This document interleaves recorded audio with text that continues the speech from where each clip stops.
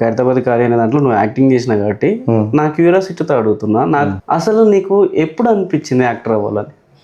First time నేను మా తమ్ముడు కలిసి ఇద్దరమే వెళ్ళాం సినిమాకి. అసలు ఏం తెలియదు దాని గురించి, ఎప్పుడు అర్థం కాని ఒక రకంగా ఉంది అది.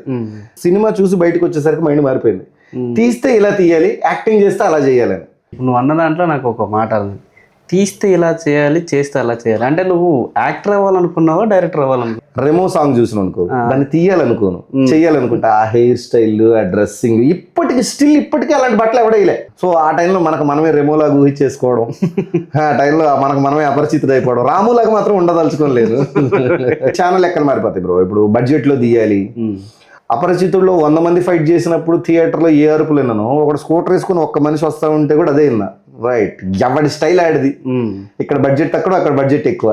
అప్పుడు అర్థమైంది. సో ఇంపాక్ట్ అనేది రాసే సీన్ లో తీసే మనిషిలో ఉంటుంది తప్ప అది బడ్జెట్ ని బట్టి ఉండదు అనేది తర్వాత అర్థమైంది. కొన్ని అలానే చెప్పాలి. ఇప్పుడు అపరిచితుడు సినిమా స్లో మోషన్ ఇట్లా చేస్తా అంటే కుదరదు. సో అట్లా అనమాట. బాహుబలి రోబోయే.